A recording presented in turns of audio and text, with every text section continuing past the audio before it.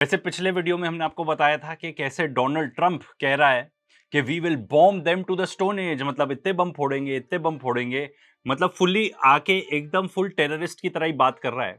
And आज हम देखते हैं कि जो टॉप बंदा है, मतलब यूएस आर्मी का टॉप बंदा, who is in fact senior to the current जो चीफ ऑफ डिफेंस स्टाफ है, जनरल के जो आके ब्रीफिंग वीफिंग देता है, झूठ वूठ बोलता है, जो उससे भी सीनियर है ये इंसान, ही हैज रिजाइंड। एंड सिर्फ इतना ही नहीं, दो और सीनियर ऑफिसर्स हैं जिन्होंने भी रिजाइन कर दिया है। तो असली में तो ये हुआ है कि जो पीट हेग्सेथ है उन्होंने बोल दिया कि भाई आप लोग निकलिए। अब सवाल ये उठता है इन लोगों ने क्यों रिजाइन किया। देखो, ये अमेरिकन आर्मी है, ये इतने सालों से वॉर क्राइम्स कमिट करते हुए आ रहे हैं, तो सिविलियन टारगेट्स को टारगेट करना आई डोंट थिंक इतना प्रॉब्लम रहा होगा इनको प्रॉब्लम है ग्राउंड इन्वेजन से। एंड यही बात लैरी जॉनसन कंफर्म कर रहे हैं, क्योंकि ग्राउंड इन्वेजन होगा, फालतू के लोग मारे जाएंगे, फालतू के कुछ भी अचीव नहीं हो पाएगा। मतलब सिंपल बात है, अगर आप एक आध आइलैंड को कब्जा भी लोगे, उसको होल्ड कैसे कर पाओगे। एंड अगर मान लो आपने कब्जा भी लिया, क्या बदलता है उससे स्ट्रेट ऑफ हॉर्मुज तो खुल नहीं जाएगा। एक और सवाल जो मन में आता है, क्या इससे चेन ऑफ रेजिग्नेशन आ जाएगा। बहुत सारे लोग बोलेंगे कि भाई we are also against it, फिर तो केओस मच जाएगा अमेरिका में, केओस अगर चेन ऑफ रेजिग्नेशन हो जाए तो। वैसे हमने ऑलमोस्ट एवरी डे पर वॉर की कवरेज करी है, तो आपको उसको जाके देखना पड़ेगा for like to get a full picture of all the analysis and जितने पूरे लॉसेज हुए हैं।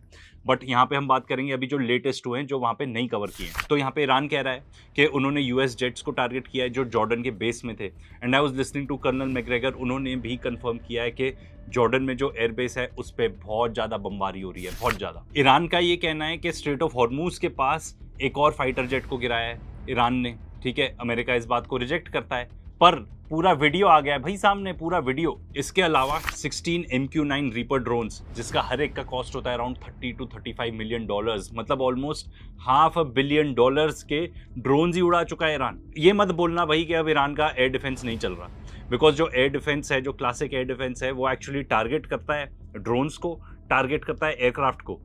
ये जो मिसाइल आ रही है एंड मिसाइल को अपन हिट कर देंगे, वो वाला एयर डिफेंस तो जुमला ही है जो हम देख चुके हैं, ठीक है। एंड ये तो कुछ ही लॉसेज हुए हैं, बेसिस खत्म हो चुके हैं उनके, ठीक है, रेडार्स खत्म हो चुके हैं, एवैक्स एयरक्राफ्ट्स खत्म हो चुके हैं, F-35 जेट एक तक गिरा चुका है ईरान। एंड अब तो इनके लिए प्रॉब्लम और ज्यादा बढ़ती जा रही है। अब इटली ने बोल दिया हमारे बेसिस नहीं यूज होंगे, स्पेन तो पहले ही मना कर चुका था, स्पेन ने अपना एयर स्पेस भी देने से मना कर दिया था। अब ऑस्ट्रिया भी कह रहा है, देखो ऑस्ट्रिया छोटी सी कंट्री है, तो आई डोंट नो कितना फर्क पड़ेगा to their flight times, just because अगर वहां का एयर स्पेस बंद है तो।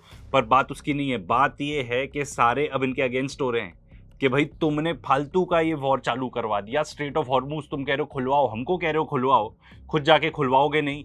एंड सबसे इंपॉर्टेंट बात तो ये है, तुम्हारे अटैक करने से पहले खुला तो था। एंड ऊपर से ट्रंप किस टाइप के स्टेटमेंट देता है, we will bomb them to the stone age, ये वो। भाई मैं तो ये सोचता हूँ कितने बड़े गधे मरे होंगे एंड कितने सारे टेररिस्ट मरे होंगे कि ये आदमी पैदा हुआ है। एंड यूएस मिलिट्री की हालत देखो, ठीक है, दे आर सो डेस्परेट, जाके हाईवे ब्रिजेस ब्लो अप कर रहे हैं। इसका क्या मिलिट्री पर्पस है मुझे बताओ। ये सिविलियन इंफ्रास्ट्रक्चर को बेसिकली जाके हिट कर रहे हैं। And someone who has travelled to Iran extensively, उन्होंने काफी ईरान ट्रैवल किया हुआ है on behalf of the Indian government, उन्होंने मुझे बताया था कि जो ईरान की हाईवेज है ना, टॉप क्लास है, एकदम टॉप क्लास। इतना ही नहीं, इन्होंने इन ब्रिजेस पर जाके डबल टैप अटैक किए, जिसमें 2 लोग मारे भी गए। तो जो ट्रंप है ना भाई, ही हैज लॉस्ट इट, ठीक है। ये एकदम टेररिज्म है at its finest, science of desperation है, ठीक है। कुछ इससे कुछ नहीं अचीव होगा, कुछ नहीं। तुमको लगता है तुम उन लोग को सरेंडर करवा पाओगे। कोई भी न्यूज ऐसी आई है ईरान से जिससे लगता है कि लोग एकदम त्रस्त हो गए, they are carrying on with their lives, आसपास बम फटते रहते हैं। एक तो मैंने रील ये भी देखी थी कि 1:30 बज रहा है, आइसक्रीम शॉप अपना खुली है, अपने फैमिलीज वहां पे जाके आइसक्रीम खा रहे हैं रात के 1:30 बजे। पर इसका मतलब ये नहीं है कि नुकसान नहीं हो रहा, बहुत ज्यादा नुकसान हो रहा है। इतनी ज्यादा बॉम्बिंग्स की खबर आ रही है ईरानियन सिटीज से, इतने ज्यादा एक्सप्लोजन देखने को मिल रहे हैं। एंड ये भी नहीं क्लियर हो रहा कि टारगेट्स क्या थे। ये तो हम जानते ही हैं कि इन्होंने एक इतना पुराना, ऑलमोस्ट 1 सेंचुरी पुराना, 100 साल पुराना एक मेडिकल रिसर्च सेंटर था, फैसिलिटी थी, उसको डिस्ट्रॉय कर दिया। वहां पे कितने सारे अलग डिपार्टमेंट्स हैं वो बता रहे हैं, सब खत्म हो चुका है। अब इमेजिन करो हमारे यहाँ पे एम्स के ऊपर बॉम्बार्डमेंट होने लगे, कैसा लगेगा आपको। इनकी जुर्रत देखो, अमेरिकन और इजरायलीज की, एकदम ही पागल हो चुके हैं। मिलिट्री वगैरह कहते हैं ना कि army man they are disciplined, ये वो। देखो इजराइल की आर्मी तो एकदम टेररिस्ट आर्मी है, IDF नहीं है, IOF है, इजरायली ऑफेंसिव फोर्सेस, ठीक है।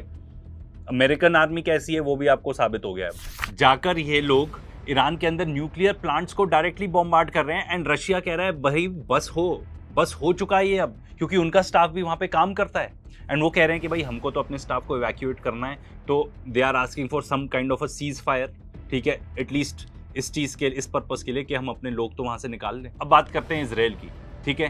कंटिन्यूस वहाँ पे सायरन बजते रहते हैं, लगता है मुझे पूरे इसराइल में, बट खास तौर पे नॉर्दर्न इसराइल में तो कंटिन्यूस सायरन बजते रहते हैं। आई थिंक इन्होंने देख लिया है कि ये वीक लिंक है, यहाँ से लोगों को बाहर निकलवाओ, क्योंकि जब ये जाएंगे टेल अवीव और यहाँ पे जाएंगे, ठीक है, एंड उनको बॉम्ब शेल्टर तक में जगह नहीं मिलेगी, तब मज़ा आएगा इन लोगों को। तब इजरायलीज़ को पता चलेगा कि इसलिए बॉम्बार्डमेंट होती है ना, तो फिर क्या होता है। ये वाला वीडियो भी मैंने देखा है, देखो ये लोग जो हैं इजरायली लोग, वो ऊपर से, ठीक है, सायरन बज रहे हैं, मिसाइल अटैक हो रहा है, ये लोग जाके एजुकेशन मिनिस्टर है उसका घर खटखटा रहे हैं कि भाई खोलो खोलो खोलो। दरवाजे के दूसरे पार कौन है? ऑफ कोर्स आईडीएफ सोल्जर्स ही होंगे ना, नहीं खोल रहे वो किसी के लिए, नहीं खोल रहे। अब ईरान ने जो स्ट्राइक की थी सेंट्रल इसराइल के ऊपर, रिपोर्ट्स आ रही हैं, ड्रॉप साइड न्यूज़ रिपोर्ट कर रहा है कि ड्रोन फैक्ट्री को टारगेट किया गया था। यहाँ पे हर टाइप के ड्रोन बनाए जाते थे, डिफेंस के लिए भी बनाए जाते थे, ठीक है, एंड इसराइली गवर्नमेंट के लिए भी ड्रोन्स बनाए जाते थे, एंड यहाँ पे पार्ट्स बनाए जाते थे F-15 and F-16 fighter jets के लिए। तो ईरान की टारगेटिंग तो वाह भाई वाह।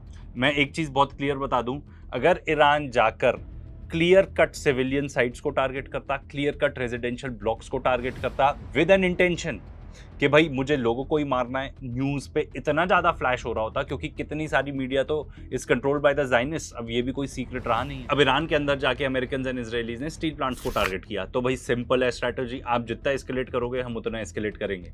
तो इन्होंने जाके जो यूएस बेस्ड स्टील इंडस्ट्रीज हैं, अबू धाबी के अंदर यूएस एल्यूमिनियम इंडस्ट्री है, बहरीन के अंदर, उसको टारगेट किया है, जो भी कुछ बचा कुचा था, क्योंकि एक बार पहले इस एल्यूमिनियम इंडस्ट्री पे टारगेट हो चुका था। फिर राफेल डिफेंस इंडस्ट्रीज जो इसराइल के अंदर है उसको टारगेट किया।